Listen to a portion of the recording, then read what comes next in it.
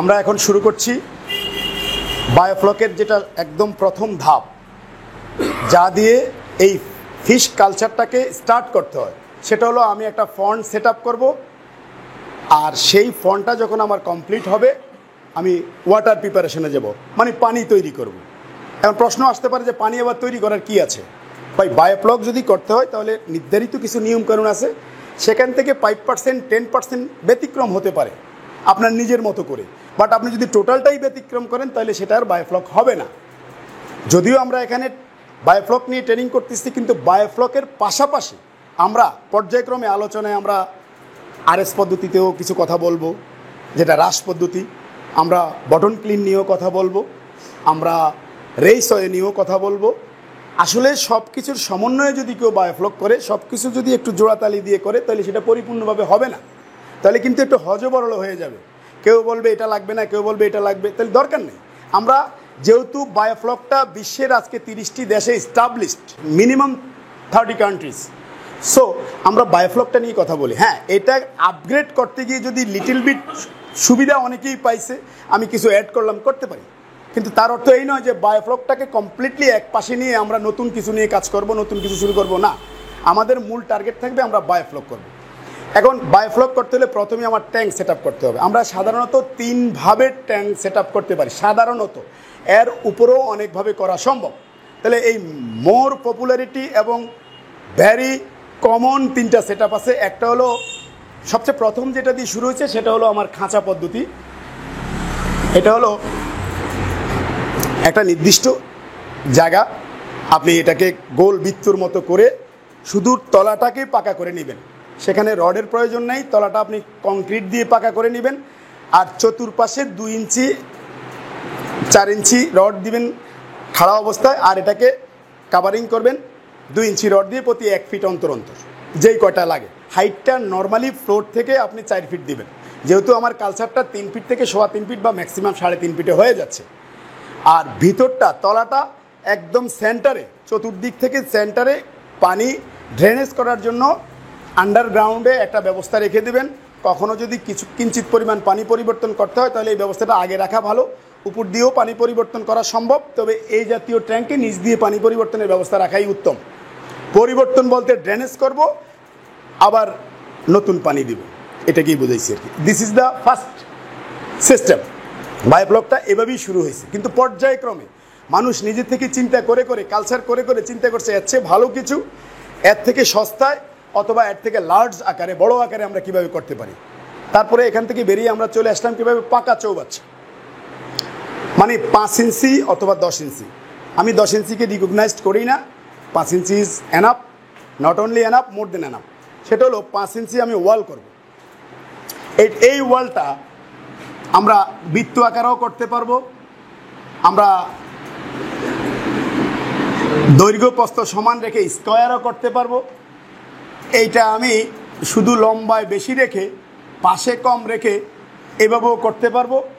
আর যদি কাহারও কখনো কোনো জায়গায় ল্যান্ডের প্রবলেম আছে, এখন আমি শুধু এইটাই বললাম, আপনি বাড়িতে গিয়ে দেখলেন বা আপনার পছন্দের জায়গাটা এইভাবে করা সম্ভব হচ্ছে না, বা এইভাবে করতে গেলে অনেক জায়গা পরিত্যক্ত হয়ে যাচ্ছে, আপনি কি করে করবেন?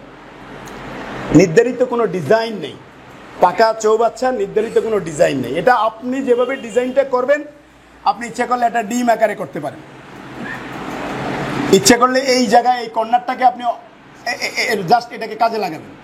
হ্যাঁ, আপনি এক্সাম্পল জায়গার সুবিধার্থে আপনি এইভাবেও করতে পারেন। তবে যেভাবেই আপনি করেন, নর্মালি এই পন্টার কর্নারগুলোকে রাউন্ড শেপ করে দিবেন। আপনি যেভাবেই করেন, প্রত্যেকটা একটা কর্নার থাকবে না, একটু রাউন্ড শেপ করে দিবেন। ঠিক এইভাবে ওই খাঁচা ট্যাঙ্কের মতো একেবারে ত্রিকোণমিতি দিয়ে একেবারে বৃত্ত করতে হবে, এটা কোনো কন্ডিশন নয়। This is not a mandatory. So আমরা যে কোনোভাবেই কিন্তু পাকা চৌবাচ্চা করতে পারি। আর এটার খরচ যদি কমাইতে হয়, লো কস্টিংয়ে যদি করতে হয়, ভিতর সাইডে আস্তর করে নেট ফিনিশিং দিয়ে দেবো। বাহিরটা শুধু ব্রিক হলেও কোনো সমস্যা নাই, একটু পানিও ঘামবে না। সো আমরা বাহির ভিতর যদি আস্তর এবং নেট ফিনিশিং করি, আমার সিমেন্ট বালু মিস্ত্রি খরচটা অনেকটা চলে যাবে। যে কোনো বিজনেসের শুরুতে কিন্তু আপনাকে কস্টিংটা দেখতে হবে যে আমার টাকা কিভাবে কম খরচ হবে। এক সময় যদি আপনার এই বিজনেসে বড় ইনভেস্ট করতে যান, তখন আপনার এনাফ পরিমাণ যদি টাকা থাকে আপনি যে কোনোভাবেই করলেন, বাট শুরুটা আপনি একটু লো কস্টিংয়ে করবেন, কারণ এটা ট্রায়াল কেস। এটা থেকে আপনি একটা লার্জ প্রজেক্টে যাবেন। This is the second option, front তৈরি। এরপরে আমরা যেটা বর্তমানে অনেকেই করছে, ইভেন আমিও তার ব্যতিক্রম নয়। আমিও অলরেডি আমার আপনারা যখন প্র্যাকটিক্যালি আমার প্রজেক্ট পরিদর্শনে যাবেন, প্র্যাকটিক্যাল ক্লাসে যাবেন, আপনারা দেখবেন বা ভিডিওতেও দেখছেন, আমরা কিন্তু বস্তা দিয়ে একটা বস্তার উপরে আরেকটা বস্তা, বালুর বস্তা, হ্যাঁ, এইভাবে আমরা এই 50,000 লিটারের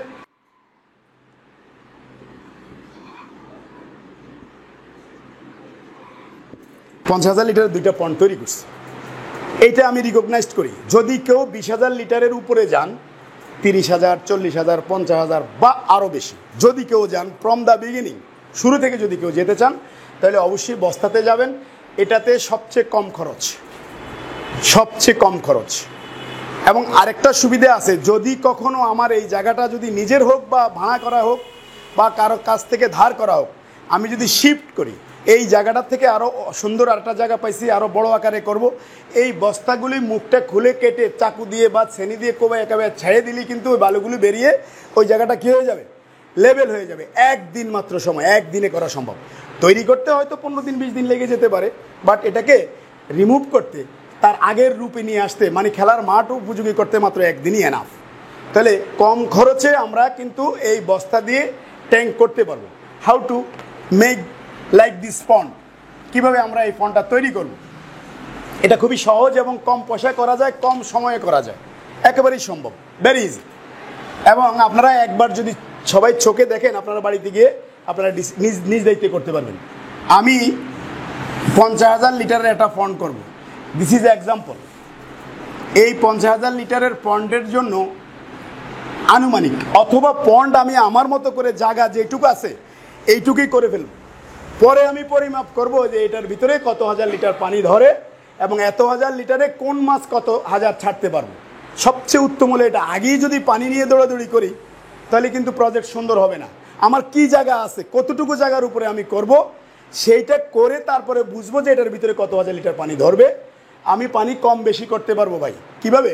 আমি যদি 4 ফিট থেকে 4.5 ফিট হাইট দেই, 3 ফিট পানি দিলে পানির পরিমাপটা একটা চলে আসবে, 2.5 ফিট পানি দিলে পরিমাপটা একটা চলে আসবে, 3.5 ফিট পানি দিলে পরিমাপটা একটা চলে আসবে। সো এখানে পরিমাপে বিভিন্ন ভ্যারিয়েশন আছে। সো ট্যাঙ্কটা আগে আমি আমার জায়গা অনুযায়ী চোখের আন্দাজে একটা ট্যাঙ্ক সেট আপ করে ফেলবো। এখান থেকে 1 ফিট বালু, এই ভিতর থেকে 1 ফিট বালু উত্তোলন করে 10 টাকা বা 8 টাকা দিয়ে পাইকারি ধরে যে কোনো ফিডের এই বস্তাগুলো আমরা কিনে নিয়ে আসতে পারবো। সবার নিজ নিজ এলাকায় পাওয়া যায়। হ্যাঁ, যেমন আমি তো মাছকে ফিট খাওয়াই। আমি প্রতি সপ্তাহে যদি 10-15 ফিট বা 8-10 পিস লাগে, তাহলে 3 মাস পরে আমার অনেক বস্তা জমে যাবে না? এরকম খোঁজ করলে পোলট্রি ফিড আছে, ডেইরি ফিড আছে, বায়োফ্লক্সের ফিড আছে, বেকারি বিস্কুট বেকারির ফিড আছে, হ্যাঁ, চাউলের দোকানের বস্তা আছে। এনি কাইন্ড অফ বস্তা আপনি কালেক্ট করে এই বালুগুলো লেবার দিয়ে উত্তোলনকৃত বালুগুলো এই নদীর বালু হোক, ড্রেজিং করে ভরানো কোনো বালু হয়, তাহলে কিন্তু অ্যাট ওয়ান্স এটা হয়ে যাবে, ফ্ল্যাট হয়ে যাবে।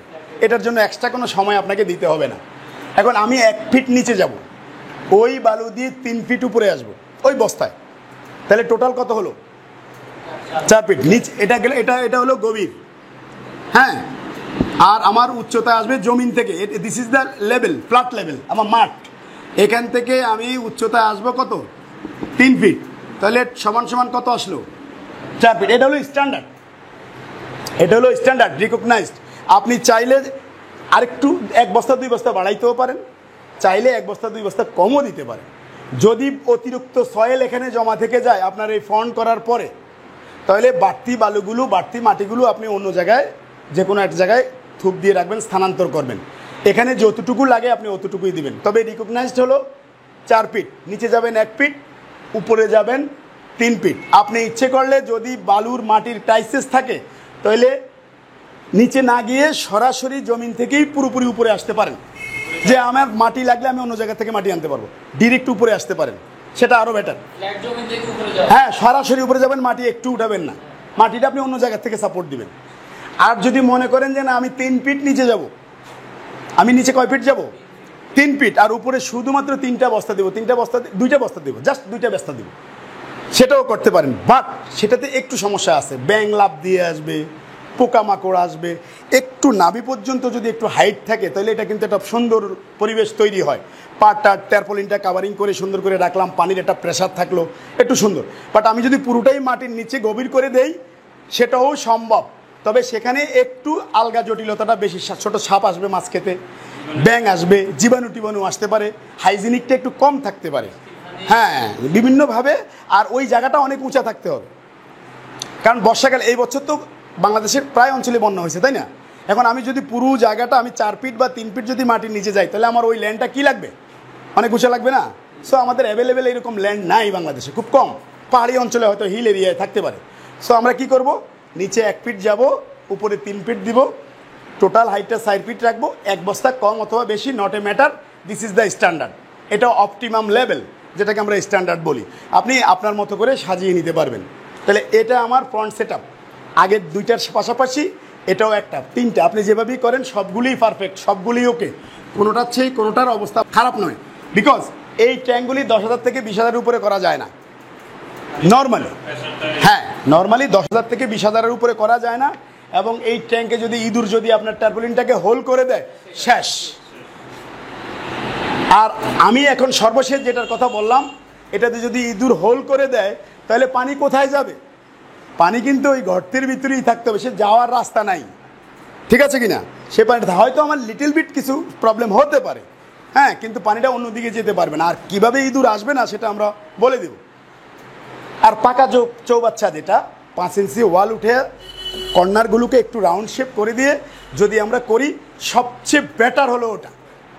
তবে সেক্ষেত্রে আমাদেরকে একটু সতর্কতার সাথে কাজ করতে হবে। কীরকম? এক্সাম্পল, আমার আজকে পাকা কাজটা ভিতরের এই সেন্টারের এই আউট ড্রেনেজ লাইনটা সহ আমার কাজটা, ভিতরের কাজটা আজকে শেষ হয়েছে। এক্সাম্পল, আজকে আমি কমপ্লিট করলাম একদম নেট ফিনিশিং সহ।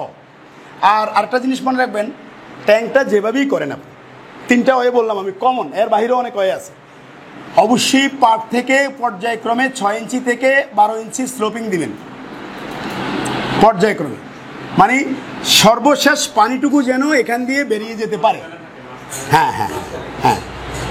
আর এই আউটলাইন সিস্টেমটা কিন্তু পাকা চৌবাচ্চায় হবে আর এটাতে হবে। আমরা যদি বস্তা দিয়ে করি তাহলে তলদেশ দিয়ে আউটলাইনের কোনো ব্যবস্থা রাখা প্রয়োজন নেই এবং রাখবও না, যেহেতু ওই ফন্ড অনেক বড়। ঠিক আছে, ওই ফন্ডটা পাকাতে আমরা কখন যাব? 30,000 প্লাস হলেই তো যাব। তার আগে পাকা 50,000 60,000 ধরলাম। আমি একটা পাকা চৌবাচ্চা আমি এটা কমপ্লিট করলাম, যেহেতু পাকা আউটলাইন রাখবো, এটা আজকে কমপ্লিট হয়েছে। এই হাউসটাতে কমপক্ষে 21 দিন পর মাছ ছাড়া উপযোগী হবে, মাছ ছাড়তে পারবো। হ্যাঁ, কেন? কোশ্চেন, কেন আমি এত সময় কেন ওয়েট করব? প্রথম কথা হলো, এই পাকা চৌবাচ্চা করতে গিয়ে ইট বালু সিমেন্টের সংমিশ্রণে কিছু কেমিক্যাল মিশ্রণ হয়েছে এবং তার একটা প্রতিক্রিয়া আছে, তার একটা তেজস্ক্রিয়তা আছে। এটাকে রিমুভ করার জন্য যেই দিন আমি এটা কমপ্লিট করব তার 2 দিন এটাকে ড্রাই করব, পরবর্তী 2 দিন আমি ড্রাই করব, শুকাবো ন্যাচারালভাবে, কোনো রকম হিট দিয়ে না। তারপরে আমি এখানে পানি দেব। এই পানিটা আনুমানিক 3 ফিটই দিব, যেইটুকু আমি চাষ করতে গিয়ে যেইটুকু পানি দিব সেই 3 ফিট পানি দিয়ে ভরাট করে রাখবো কমপক্ষে 15 থেকে 20 দিন। এই পানিটা শুধু পানি রাখবো না, এখানে কিছু চুন দিব আর এখানে আপনার কিছু পটাশিয়াম দিব, জীবাণুমুক্ত করার জন্য কিছু সামান্য পরিমাণ পটাশিয়াম দিয়ে দিব আর কিছু চুন দিয়ে দিব। আর এক্সট্রা অনেকে কলা পাতা দেয়, তবে সেটা আমি যেহেতু ওয়াটার প্রিপারেশনে ইউজ করি আমি সেখানে বলবো কলা পাতাটাও কিন্তু পানি বিশুদ্ধকরণের জন্য একটা উৎকৃষ্ট ব্যবস্থা, ন্যাচারাল ব্যবস্থা, খুব ভালো, পানি থেকে ক্লিন করে ফেলে কলা পাতায়। আর আমরা এখানে সর্বোচ্চ, যদি সবাই পক্ষে সম্ভব না এটা, এই জন্য আমি বলতেও চাই না, গ্রামে যারা প্রজেক্ট করবেন পার্শ্ববর্তী নিজের বাড়ির অথবা পার্শ্ববর্তী বাড়িতে যদি কারো গরু থাকে সেখান থেকে লোক মারফত এই প্রতি 1000 লিটারে 200 গ্রাম তার মানে একটা বড় ট্যাঙ্কে 5-7 কেজি গোবর দেওয়া যেতে পারে। সেটাও আপনার এই বিষক্রিয়া বলেন, তেজস্ক্রিয়া বলেন, এই সিমেন্টে খুব দ্রুত রিমুভ করবে। আমি গোবর নয় নাই দিলাম, পাইলে দিলাম, পানি রাখা, পানিতে বাট চুন আর পটাশিয়ামটা বাধ্যতামূলক, ঠিক আছে। এবার 15 থেকে 20 দিনে এটা রেখে এই পানিটা সম্পূর্ণ ড্রেনেজ করে দেব। এই পানিটা, যে পানিটা ছিল ভিতরে, এটাকে টোটাল ড্রেনেজ করে একজন লোক, আপনি নিজে হতে পারেন, আপনার পছন্দের যে কোনো কাজের লোক হতে পারে, সেই লোকটাকে আমরা নামাবো ভিতরে, নামিয়ে আবার নতুন করে এই সার্ফ এক্সেল পাউডার অথবা যে কোনো ওয়াশিং পাউডার দিয়ে ন্যাকড়া দিয়ে ভালো করে ঘষে এটাকে কী করব, রিমুভ করব। তারপরে সিরিজ কাগজ আছে না, এই যে ওয়াল ঘষার সিরিজ কাগজ দিয়ে খুব মসৃণ করে ঘষতে হবে। সিরিজ কাগজ দিয়ে কেন, আমরা তো সবসময় কার্প ফিশ চাষ করব না। চাষের ভিতরে যদি আমি ভ্যারিয়েশন আনতে যাই, তাহলে আমি মাঝে মাঝে ক্যাটফিশও তো দিতে পারি এই পন্ডে। ক্যাটফিশের স্কিনে কোনো আঁশ থাকে না। শিং, মাগুর, পাবদা, গুলশা, ট্যাংরা, রাইট, পাঙ্গাস, এগুলিতে তো আঁশ নাই। তাহলে তাদের ত্বকটা কি ভেরি সফট, মসৃণ। সে যদি ওয়ালে ঘর্ষণ খায়, তাহলে সেখান থেকে ক্ষত, ফাঙ্গাল ডিজিজ, বিভিন্ন ধরনের ইনফেকশন, রোগবালাই আসতে পারে।